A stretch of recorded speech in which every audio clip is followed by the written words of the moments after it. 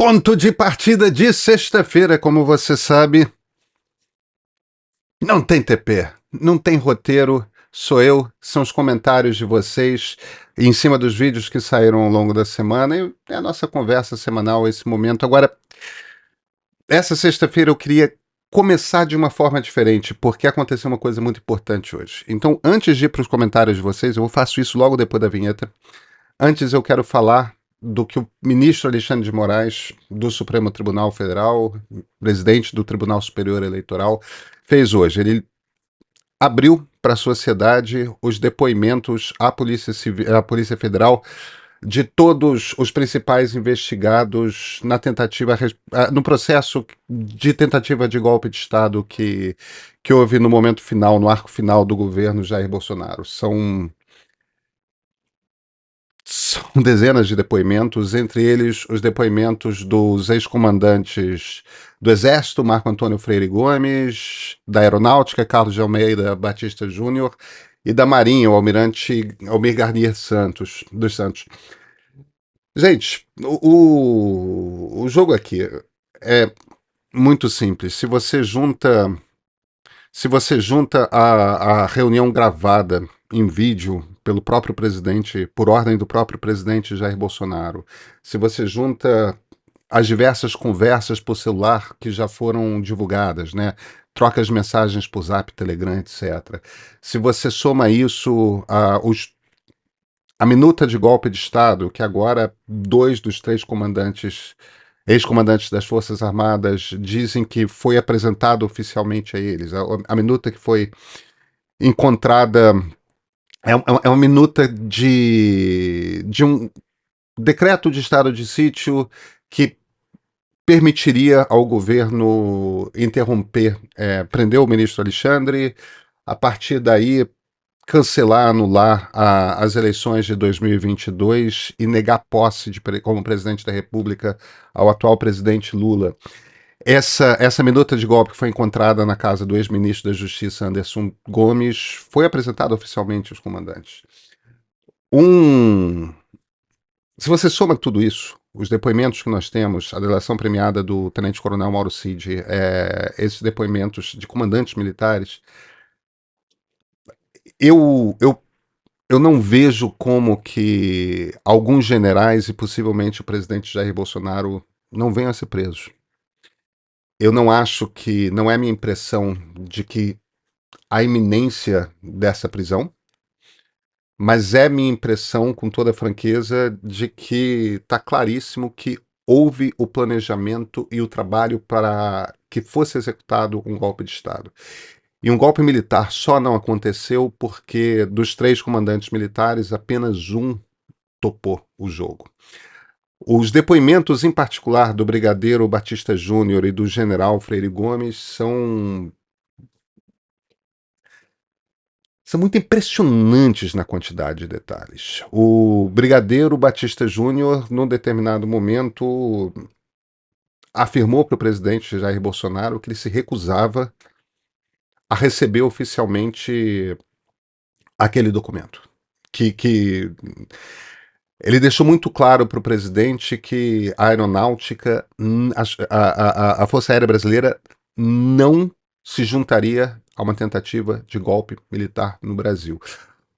O general Freire Gomes, e é muito engraçado, porque esses são um general e um brigadeiro profundamente conservadores. Tá? Eles deram, durante o período da eleição, entrevistas à imprensa que pareciam claramente entrevistas bolsonaristas, e, no entanto, num determinado momento, o Bolsonaro ensaia. Mas vem cá, o que acontece se eu for, mesmo sem vocês, se eu for em frente com esse projeto? O general Freire Gomes se vira para o presidente da República e fala: eu vou ser obrigado a dar ordem de prisão, senhor. Imagina um comandante do exército chegando para um presidente da República e falando: se o senhor tentar um golpe de Estado, eu me verei obrigado a dar ordem de prisão, senhor. Ele está correto, tá? Essa é a obrigação legal dele. E o interessante é que essa história é contada pelo Batista Júnior, não pelo Freire Gomes. A gente já tinha ouvido essa história, mas a gente não tinha Não tinha visto um comandante militar contando essa história oficialmente, como está lá no depoimento. A reação dos bolsonaristas nas redes sociais é um troço, talvez esperado, né? Mentira, não tem provas. Gente, está cheio de prova. Está cheio de prova. Qual o debate jurídico aqui? O debate jurídico não é se Bolsonaro pensou em dar um golpe militar, porque ele pensou em dar um golpe militar, isso está claro. O debate jurídico não é se Bolsonaro e alguns generais da reserva e um general da ativa não ativamente planejaram um golpe de Estado. Porque eles ativamente planejaram um golpe de Estado.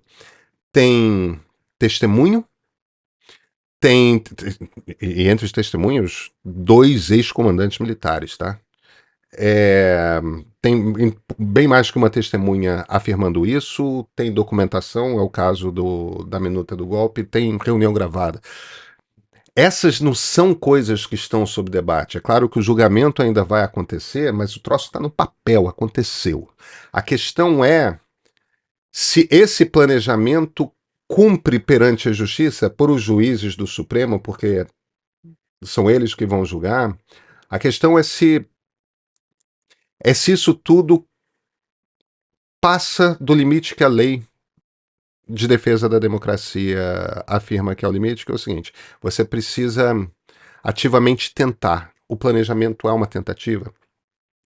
Eles vão conseguir unir esse planejamento, ligar esse planejamento como causa da consequência que é o ataque em 8 de janeiro. É preciso fazer essa ligação causal, né, de causa e consequência.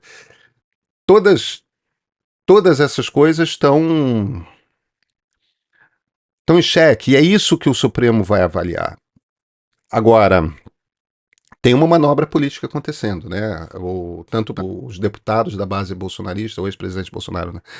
Eles estão trabalhando ali em cima da campanha para prefeito, da campanha na sequência para a presidência da Câmara e do Senado, dizendo que só vão. Isso foi a jornalista Andréa Sadi da Globo News que trouxe essa informação, mas é claro que é verdade.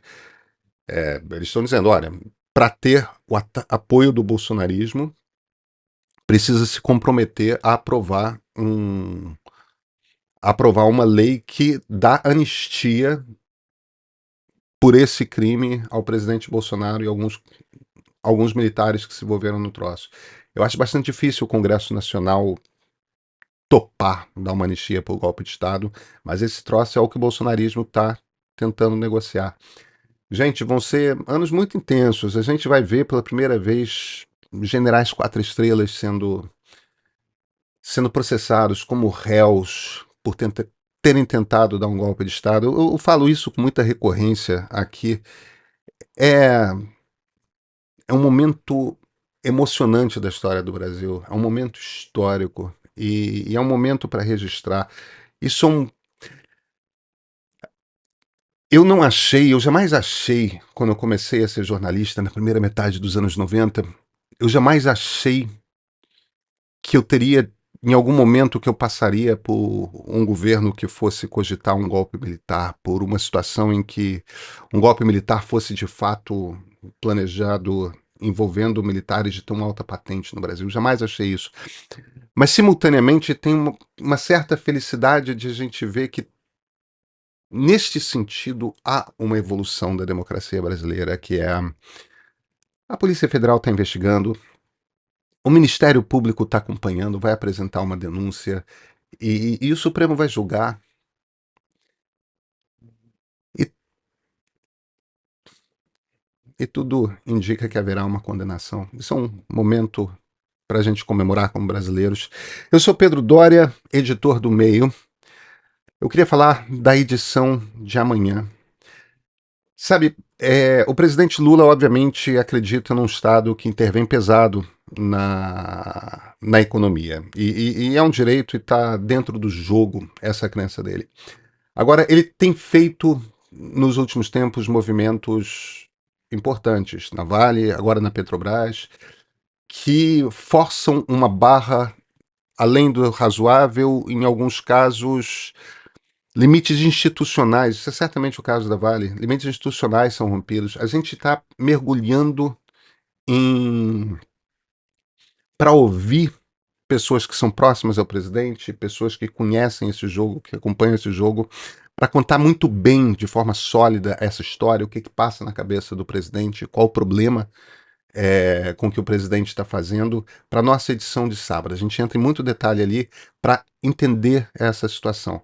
Todos os assinantes premium recebem essa edição de sábado. É importante, é muito importante nós contarmos com a assinatura de vocês. São R$ 15 por mês. Não é muito, é o que sustenta todo o trabalho gratuito que a gente faz fora das edições especiais. E você lê bom jornalismo, sabe? Assina o meio.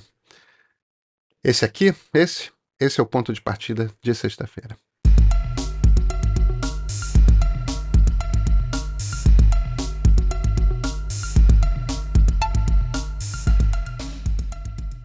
Eu sabia que meu vídeo de quarta-feira sobre a atuação do presidente Lula na Petrobras, e na Vale, né? A denúncia do Ciro sobre os precatórios meio maluca e tal. Eu sabia que ia despertar algumas polêmicas, mas eu confesso a vocês que foi um pouco num caminho distinto do que eu esperava. E eu queria trazer alguns comentários nessa linha, dois em particular. Duas críticas em particular, porque eu acho que as pessoas estão misturando tudo. Deixa eu começar com esse comentário e uma das respostas a esse comentário. Heitor Vick. A democracia é indissociável do capitalismo. Isso é uma afirmação que eu fiz, tá? Essa frase é problemática em tantos níveis que nem sei por onde começar. É séria essa generalização, Pedro? Heitor, é assim, tá? Aí vem o JV Rabelo, comentando comigo. Os países mais democráticos do mundo têm forte presença estatal corrigindo as injustiças próprias do capitalismo. São eles Noruega, Nova Zelândia, Islândia, Suécia, Finlândia, Dinamarca, Suíça e Irlanda. Aí tem outro comentário do professor Fernando Portugal. Pedro, entendo seu fetiche pelo capitalismo, mas um representante eleito pelo povo pode e deve atuar na economia, especialmente em mercados essenciais para o desenvolvimento nacional. E capitalismo é o sistema econômico da democracia é uma visão tão obtusa, tão elitista, tão mesquinha de classe média que, sinceramente, dá nojo. Melhore, cara. Não é porque você tem um salário um pouco melhor que deixou de ser trabalhador nem explorado. Capitalismo é acumulação de riquezas protegida pelo Estado e pelas instituições. Não há liberdade na necessidade, e é bem clara a necessidade de imensas massas dentro desse sistema democrático capitalista exaltado por você. Não seja mais um classe média justificando os próprios grilhões e os dos miseráveis. Um abraço. Bem, cara, eu não ganho um salário há muito tempo, tá? Eu sou um dos sócios fundadores do meio, quer dizer, tecnicamente, eu ganho pro labore. Eu também sou colunista do Globo, da CBN, faço palestras, mas nada disso é salário. Mas eu dependo do meu trabalho, evidentemente. Empresários dependem do seu trabalho. Mas vamos falar um pouco sobre essa ideia que causou muito espanto, né? A democracia é indissociável do capitalismo. Quando a gente está falando de capitalismo aqui, a gente está falando essencialmente de economia de mercado, tá? Então, vamos lá. Na história humana, a gente tem três momentos da economia, três grandes momentos. O primeiro é quase toda a história humana, é aquilo que a gente chama de pré-história, tá? Em que somos caçadores e coletores. E a economia é isso, né? Você vive em grupos muito pequenos de seres humanos que trabalham de forma cooperativa, caçando e colhendo o que tem por ali.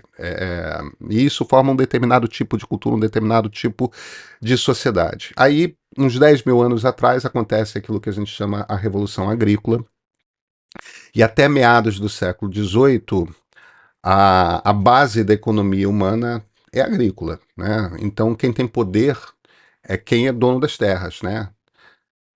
É tal história, são fazendeiros essencialmente, mas àquela altura, no final do Antigo Regime, a gente chamava eles de duques, arqueduques, barões, etc. Mas que era tudo um nome chique para dono de terra. para fazendeiro, e a economia era essencialmente agrícola. E aí, num determinado momento, tem aquilo que nós chamamos de Revolução Industrial, e a Revolução Industrial, ela faz... A quantidade de transformações impostas pela Revolução Industrial é gigantesca, porque você consegue começar... Pela primeira vez, você tem uma máquina que substitui força, né? Seja força animal ou humana. Até ali, toda a produção de riqueza na história tinha sido feita ou por força animal ou por força humana. De repente, você bota uma máquina no lugar com uma capacidade de força muito maior e com uma capacidade de produção muito maior, automação e tal. E isso faz com que ganhe uma escala imensa a produção de riqueza. Se não fosse a Revolução Industrial, não teria havido o que nós chamamos de revoluções liberais. Né? As revoluções liberais, a Revolução Americana, a Revolução Francesa e depois tudo o que acontece ao longo do século XIX, que é o que funda os países que nós chamamos democráticos, nascem por causa dessa transformação.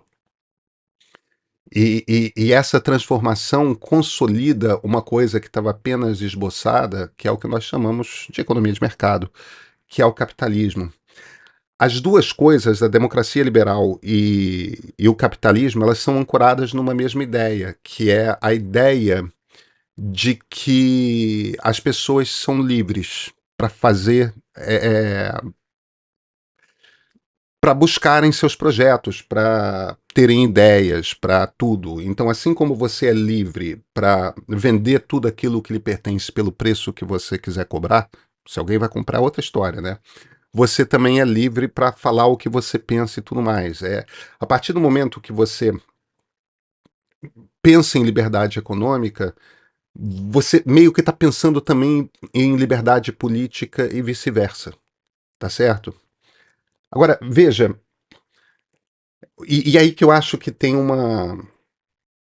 algumas confusões acontecendo na compreensão que muitos de vocês têm desse debate aqui. Quando eu digo que o capitalismo é indissociável da democracia liberal e a democracia liberal é indissociável do capitalismo, é porque é. Porque se você não tem. Se você quer criar um regime político baseado em liberdade, uma das liberdades que você tem que dar é a liberdade econômica. É a liberdade que as pessoas possam fazer acordos de eu trabalho para você, você me paga um determinado salário, eu produzi esse negócio, eu quero vender. Vem junto, percebe? O processo. Não dá para ter uma democracia se o regime não for um regime de economia de mercado. Não como a gente entende democracia. E não existe no mundo democracia que não tenha uma economia de mercado. Aí alguns de vocês se viram e falam: ah, mas estados interferem. Qualquer estado interfere na economia. Vem cá, o Reino Unido sob Margaret Thatcher, os Estados Unidos sob Ronald Reagan, as coisas mais radicais pró-liberdade de mercado que a gente pode pensar como políticos, ali tinha intervenção do Estado na economia. Não tem qualquer problema o Estado fazer regras para a economia. Não tem qualquer problema o Estado ter empresas estatais que pertencem ao Estado e não a grupos privados. Não tem qualquer problema você ter algum tipo de ação para correção de desequilíbrios, porque isso faz parte do jogo e isso é necessário. Na verdade, o Estado numa democracia liberal, ele está sempre preocupado em buscar equilíbrios entre questões que são sempre difíceis. Um dos equilíbrios mais delicados é os direitos da pessoa, né, os direitos do indivíduo e os direitos coletivos, os direitos da sociedade, os direitos da comunidade. É claro que existem pontos em que, se o sujeito faz uma fábrica e começa a jogar produto químico no rio, ele pode se virar e falar: não, mas eu tenho meu direito de enriquecer e fazer o que eu quero. Ah, sim, mas pera um instantinho. Esse rio não é seu, esse rio pertence a todos, é um bem coletivo, é uma coisa que é comum a todos. Então, nós, como sociedade, temos o direito de defender esse rio da sua poluição. Então, você vai ter que pagar uma multa, você deve uma coisa a nós, como sociedade. Então, a gente precisa da presença do Estado para estabelecer regras. É, essa coisa do conflito entre o interesse econômico e o interesse político é outro com o qual o Estado, numa democracia liberal, precisa lidar. Então, isso não é incompatível com o capitalismo. Na verdade, o que torna o capitalismo viável, o que torna o capitalismo capaz de gerar riqueza e crescimento e tudo mais, é justamente o fato de que existe uma democracia liberal. Você vê, como é que era a Inglaterra industrial? A Inglaterra é o primeiro país a se industrializar, né, de forma mais densa. Como é que era a Inglaterra industrial que Karl Marx conheceu na primeira metade do século XIX? É aquela Inglaterra que o Charles Dickens descrevia, né? Cheio de órfãos, é, trabalhando longas horas nas fábricas, mulheres que não conseguiam trabalhar e eram obrigadas a se prostituir. Tinham problemas muito sérios ali. Entendeu? E, em essência, porque não tinha nenhum tipo de regra do Estado dando proteção para quem trabalhava. E aí, a partir disso, você começa a perceber que tem um desequilíbrio e democracias começam a agir. Você cria leis que regulam o trabalho. Ó, você não pode exigir de uma pessoa trabalhar mais de tantas horas por semana. Você não pode pagar menos do que um determinado salário nessa profissão. Alguns países estabelecem piso por profissão, outros países estabelecem um piso geral. Enfim, você vai criando regras mesmo para civilizar o capitalismo. Isso é bom para o capitalismo, porque porque o capitalismo civilizado mantém uma sociedade em que mais pessoas têm acesso a poder de consumo, e quanto mais pessoas têm acesso a poder de consumo, mais riqueza se gera. Quanto mais gente produz riqueza, mais riqueza se gera. Quanto mais gente tem poder de consumo e uma vida confortável, tudo mais, melhor para todo mundo. Agora, sabe, eu tenho uma coisa que eu acho que as pessoas não têm muita noção, são coisas como o seguinte. Nós somos hoje aproximadamente 8 bilhões de pessoas no planeta. Quando a Revolução Industrial começou, nós éramos quase 1 bilhão de pessoas. Quer dizer, em 3 séculos, o número de pessoas aumentou em 8 vezes. Um pouco mais que 8 vezes. Deixa eu dar outro dado para vocês. Sabe quantos os seres mais parecidos conosco são três, são os símios superiores, né? Que nós chamamos de primatas, né? Chimpanzés, gorilas e orangotangos. Somos 8 bilhões de Homo sapiens. Sabe quantos chimpanzés existem no mundo? 300 mil. Sabe quantos gorilas existem no mundo? 200 mil. Sabe quantos orangotangos existem no mundo? 70 mil. Eu tirei esse troço de um livro de um cara muito bacana, o Martin Wolf, que é colunista do Financial Times, um jornal londrino. Ele escreveu um livro chamado A Crise do Capitalismo Democrático. Acho que não saiu ainda publicado em português, mas ele tem esses livros lá. Por que somos 8 bilhões de humanos? 3 séculos atrás éramos apenas 1 bilhão, mas já éramos 1 bilhão. E quando a gente pega os bichos mais parecidos conosco, né? Somos bichos, afinal, chimpanzés, gorilas e orangotangos são tão menos. Não chega a 1 milhão essa população. Por quê?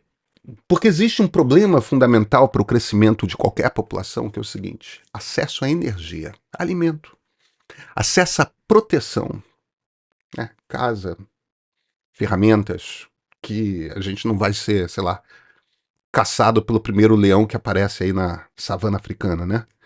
Pelo tigre de sabre, dente de sabre, ou seja lá o que for, como era quando éramos caçadores e coletores. Como é que a gente consegue produzir tanto alimento?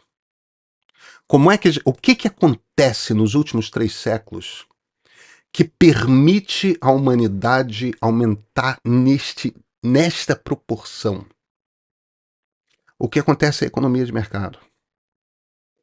O capitalismo e a economia de, a economia de mercado, o capitalismo, e eu estou tratando as duas como sinônimos, ela é capaz de produzir uma quantidade de riqueza como nunca vista. E ela é capaz de distribuir essa riqueza. Porque se existem 8 bilhões de pessoas, é porque algum tipo de energia está sendo. Alimento, né? Pensa a energia nesse sentido, alimento. Está sendo produzida em escala e está sendo distribuída e está chegando às pessoas. Se não fosse economia de mercado, esse troço não seria possível. Esse é o ponto essencial. Então, quando vocês se viram e falam, como assim democracia? Não existe democracia que não seja capitalista, não existe uma. E o fato de que estados interferem na economia de formas mais leves ou mais pesadas simplesmente quer dizer que democracia funciona. É assim mesmo, para tudo tem regra, inclusive para a economia. E aí a gente pode ter um debate sobre que regras nós queremos para a economia. Agora, é evidente que nós estamos nesse momento num momento de desequilíbrio. Porque houve nos últimos 30 anos, por conta do processo de digitalização e de globalização, e esses dois processos simultâneos, porque a gente está chegando num momento da economia de uma transformação similar à da Revolução Industrial, houve de fato um tipo de transformação que levou a um desequilíbrio maior. E esse desequilíbrio se mostra em desigualdade. Você tem uma quantidade de pessoas com uma quantidade abissal de dinheiro, você tem mais bilionários do que jamais se teve e tudo mais. E você teve uma queda real de acesso à riqueza de muita gente, entendeu? Aumentou a distância entre os muito ricos e os muito pobres. Isso é um problema para o qual a gente precisa olhar, que precisa ser resolvido, inclusive para se manter o equilíbrio da democracia. Isso, inclusive, para se manter a distribuição da democracia. Então, quando eu me viro e falo democracia e capitalismo são indissociáveis, é porque capitalismo e democracia são indissociáveis. Você não pode, não existe. Se as pessoas não são livres para tomar as decisões econômicas que lhes cabem, você não tem uma democracia. E se as pessoas são livres para tomar as decisões econômicas que lhes cabem, o que você cria é um mercado. E, portanto, você tem uma economia de mercado.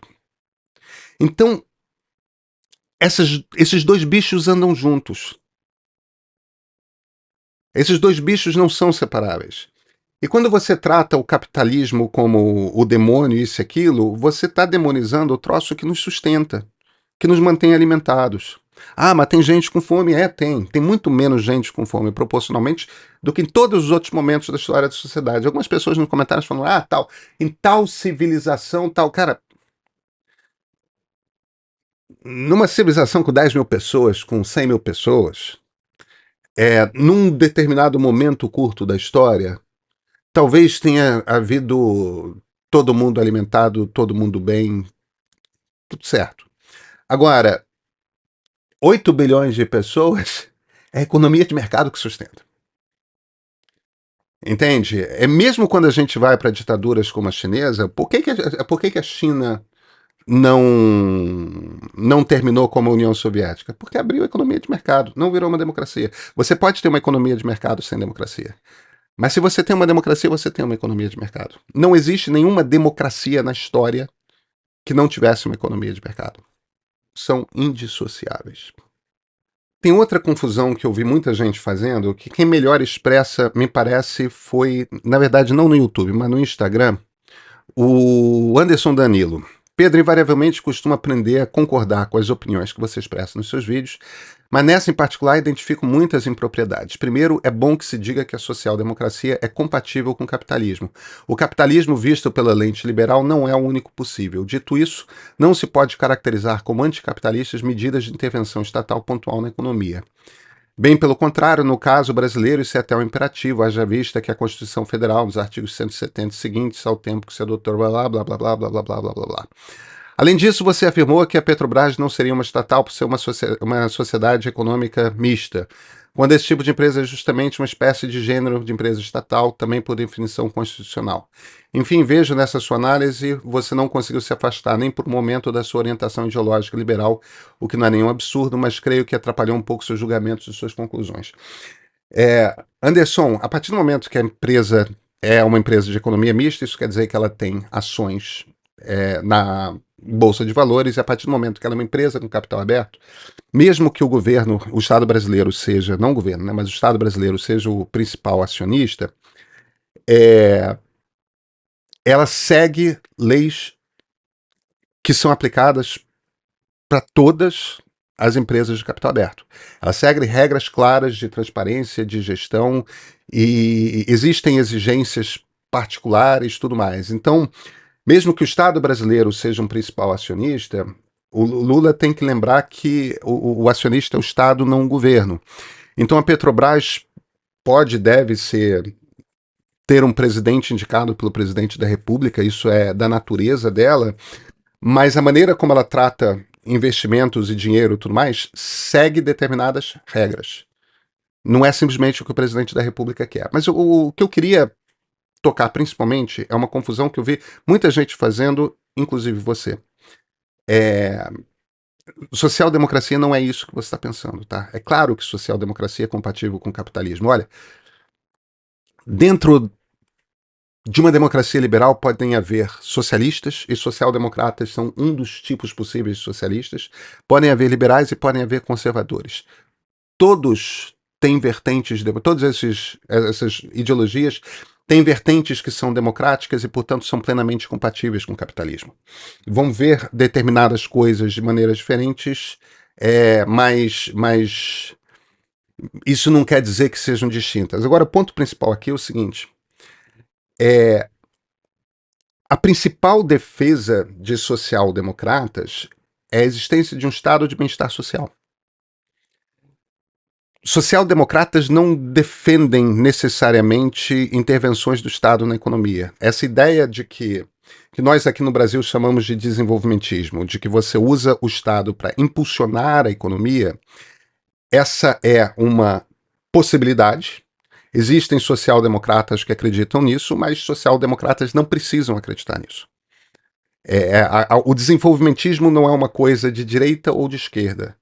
E o desenvolvimentismo e o estado de bem-estar social não são coisas que estão, por natureza, ligadas. Eu te dou um exemplo.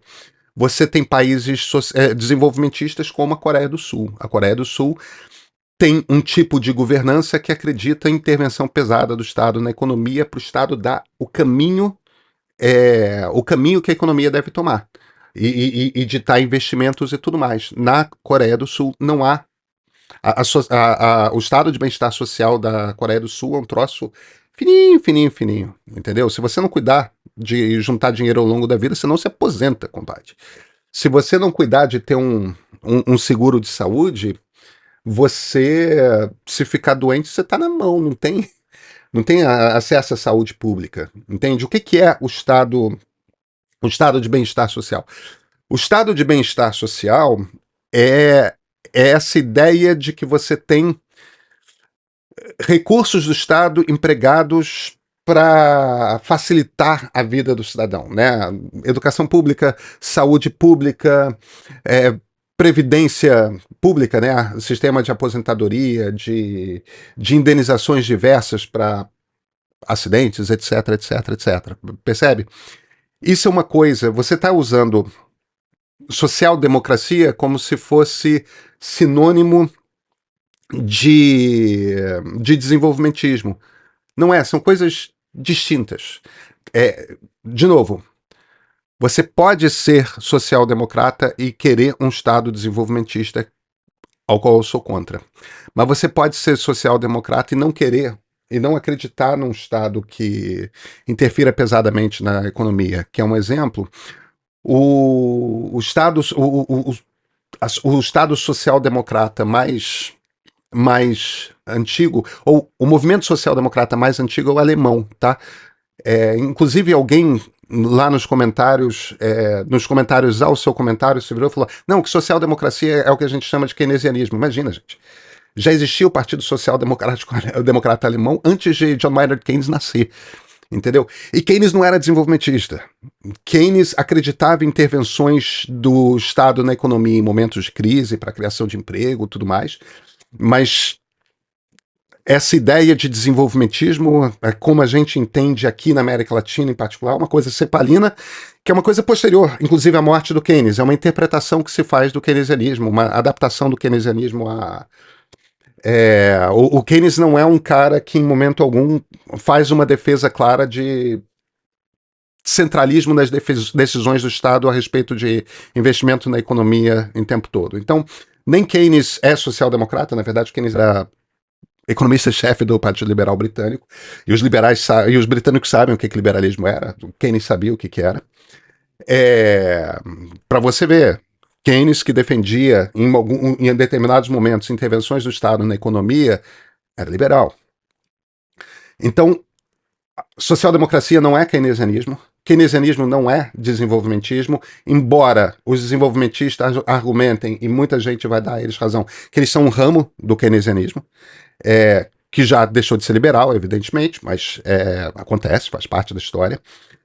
E a social-democracia alemã não é intervencionista na economia. Então, essas palavras todas, vai lá na Alemanha. No momento, os social-democratas estão aliados com os liberais e com os verdes. E a realidade de divisão ali entre os três grupos, né? Nessa chapa de governança que eles chamam de chapa do sinal de trânsito, do semáforo, né? O ponto é, essas palavras todas querem dizer coisas diferentes. E aqui no Brasil, no nosso debate político, são muito misturadas demais. Então, claro que o liberalismo não é a única maneira, não é a única ideologia compatível com o capitalismo. O socialismo é compatível com o capitalismo. Não o comunismo. Mas socialismo democrático é. Social-democracia é. Conservadorismo é compatível com o capitalismo.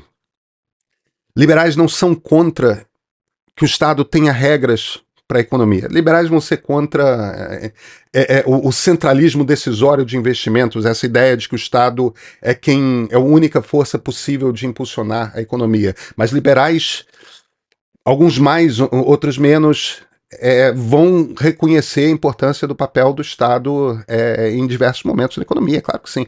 Aliás, eu acho que, olha, você tem que ser um liberal muito radical para não reconhecer isso. O Milton Friedman reconhecia. A discussão é longa, mas fica aqui a provocação. Meu vídeo de segunda-feira foi sobre os evangélicos, e aí eu queria tirar dois comentários. Na verdade, três, mas dois que são que representam duas ideias distintas, né? Adriana Gomes, faltou falar da teologia do domínio. O que muitos evangélicos, não todos, porque nunca é bom generalizar, querem é um governo teocrático que impõe a religião para toda a sociedade, em outras palavras, querem o fim do Estado laico. Não é um problema que a maioria dos evangélicos tenham valores conservadores, o problema é quando querem impor sua visão do mundo para todos os outros, incluindo quem não professa essa religião. Adriana, eu concordo em linhas gerais com você. É só que tanta gente nos comentários falou da teologia do domínio que eu sei que nas últimas semanas se tornou popular, principalmente nas redes de esquerda, essa ideia de que os evangélicos abraçam a teologia do domínio. O que é a teologia do domínio? É uma ideia americana super reacionária de que é a obrigação dos cristãos tomar o poder do Estado e impor via Estado valores cristãos à sociedade, que é uma ideia, inclusive, profundamente antiliberal, né? Que é você usar o poder do Estado para impor qualquer tipo de visão específica de mundo ao conjunto da sociedade. Não tem nenhum elemento que mostre de forma clara que uma parcela significante dos evangélicos brasileiros tenham adotado a teologia do domínio. Não tem esse elemento. Entende? Eu sei que é uma ideia fascinante e de certa forma, uma maneira de ver evangélicos como tipos reacionários insuportáveis, etc, etc, perigosíssimos, incompatíveis com a democracia. Só não tem nada que sustente isso. Nenhum dado. Aí, nessa, ainda sobre os evangélicos, vem dois comentários aqui que dizem mais ou menos a mesma coisa. O Odisseu. A verdade inconveniente é que sim, a grande maioria dos evangélicos seguem o que o pastor manda, é o voto de cabresto do nosso tempo. Saída no curto prazo não existe, precisamos nos unir contra esses charlatões. Não dá para tapar o sol com a peneira. Aí do Robson. Eu tenho a experiência de ver o discurso de parentes evangélicos. Eles querem uma teocracia cristã mais brutal que as teocracias islâmicas. O amor cristão chega a fazer inveja a qualquer psicopata. Gente, sai dessa. Sai dessa. Olha, eu sou ateu. Eu não tenho uma gota de religiosidade dentro de mim. Uma parcela considerável da sociedade brasileira é evangélica. E é uma população múltipla com uma variação de visões grande, tão grande e múltipla quanto o número de pastores. Não existe uma igreja evangélica centralizada que nem a igreja católica romana. É um bicho diferente. Eles tendem a ser conservadores, sim. É, e eu acho tão problemática essa ideia de você simplesmente olhar para um percentual tão grande da população brasileira e falar eles são os inimigos porque eles são contra a democracia. Eu não acho que eles sejam contra a democracia. Eu não tenho essa impressão. Agora, eles são conservadores. Eles têm o direito de ser conservadores. Eles têm pontos de vista e eles querem participar do debate público. Negar, tipo, não adianta falar, não adianta conversar, não adianta. É da natureza da democracia que eles tenham o direito de falar, de eleger, de serem ouvidos, de votar. Se recusar a conversar com eles é recusar, em essência, voz e espaço a um público, a um pessoal, a uma parcela da sociedade brasileira. Isso é antidemocrático. Temos todos de aprender a falar com esse conjunto de brasileiros, porque eles têm uma visão de país, porque eles têm ideias a respeito do país, e naquilo que for compatível com a democracia, vamos sentar e conversar, porque é do jogo, é assim que a democracia funciona. Tem gente que discorda muito do como a gente pensa. Aqui é só, por fim, uma implicância, tá bom? Dois comentários. Dragão lendário. Pedro comparando Lula a Dilma foi meu limite nesse vídeo. Dilma foi um desastre no governo, já que não conseguiu manter uma base de apoio. Pedro usa o rótulo de liberal para defender interesses do mercado e criticar o Lula sempre que pode. Gostava do Pedro, mas hoje ele faz parte do grupo de jornalistas reacionários que se alimentaram do antipetismo e que tentam minar o governo sempre que podem. Os indicadores demonstram que o governo está indo bem, apesar do Congresso reacionário. E aí o Ricardo Filho, comentários no mesmo vídeo, tá? Pedro anda passando um pano pro L, que é brincadeira. No governo Bolsonaro não tinha essa generosidade interpretativa. Eu sempre acho meio inacreditável, entende? Quando num mesmo vídeo um cara acha que eu tô passando do limite do antipetismo e o outro acha que eu tô passando pano pro Lula. Não tem. Eu acho que os dois estão erradíssimos, tá? Tem uns que fazem comentários assim: não, Pedro deixou de ser independente há muito tempo. Quer dizer, eu era independente quando eu criticava o Bolsonaro. Quando eu critico o Lula, eu deixei de ser independente. Galera, o lance é o seguinte: eu, obviamente, num vídeo crítico do Lula, eu não estou passando pano pro Lula, né? Tem um que entendeu muito menos o vídeo do que o outro. Independentemente disso, é, esse comentário, Dragon Lendário, de que eu uso o rótulo de liberal para defender interesses do mercado e criticar o Lula, não defendo interesses do mercado, compadre. Não, o que eu faço é defender a maneira como eu compreendo o que é a inter-relação entre regime democrático e economia de mercado. É defender que as normas sejam seguidas, que exista contenção no uso de poder pelas pessoas que ocupam cargos de poder. Entendeu? Eu realmente acho que o nível de intervenção do governo na Vale, por exemplo, é injustificável, absurdo em muitos limites. Porque, porque o que acaba acontecendo é o seguinte: como o PT tem relação com a CUT e a CUT manda nos fundos de pensão, o PT usa os assentos na Vale dos fundos de pensão como se fossem do governo. E assim o governo do PT consegue ter numa empresa como a Vale um tipo de poder que nenhum outro governo tem. Não pode, isso é abuso de poder. Entende? É uma empresa privada. Você pode defender seus interesses ali sim. Agora, deveria haver, por exemplo, uma obrigatoriedade de diferença, entendeu? Entre como que os fundos de pensão votam e como o governo vota. Não pode é, um partido ter esse tipo de poder, entendeu? Porque controla sindicato. Tem que ter regra para impedir, porque isso é evidentemente um abuso de poder econômico e político. Agora, independentemente disso, você me classifica como reacionário. Cara, eu não sou reacionário. Eu não sou reacionário. O que um conservador quer é que um país mude o menos possível.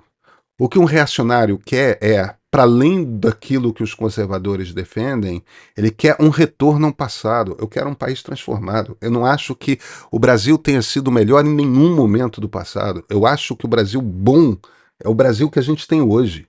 Eu acho que a gente tem o melhor Brasil que jamais tivemos. E isso não quer dizer que a gente tem um bom Brasil. Só isso já me distingue por completo de um reacionário. Eu sei que é gostoso usar essa palavra como ofensa e tudo mais, mas em algum momento a gente vai ter que ser capaz de conversar sobre política usando as palavras pelo que as palavras são. O discurso que eu faço é sim um discurso liberal. Eu não escondo isso. É a maneira como um liberal olha para o mundo, que é diferente da maneira como um socialista olha para o mundo, que é diferente da maneira como um conservador olha para o mundo, que é diferente da maneira como um reacionário olha para o mundo. Você pode achar que liberais não deviam existir, ou que liberais são tomados pelo antipetismo rábico.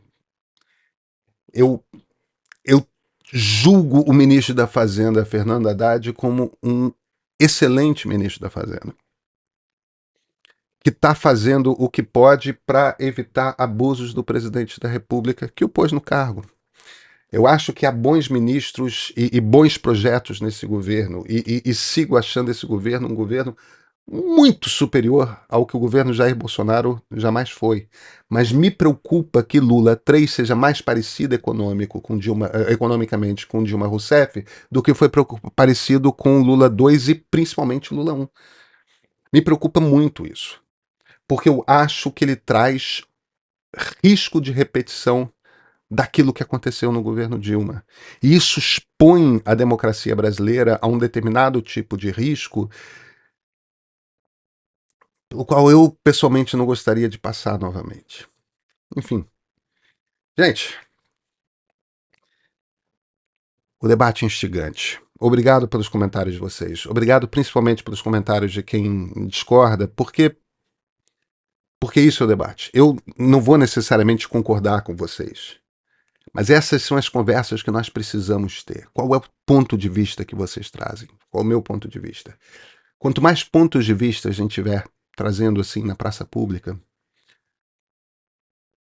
melhor me parece são as chances de a gente ter um país melhor ali na frente. Bom fim de semana, pessoal.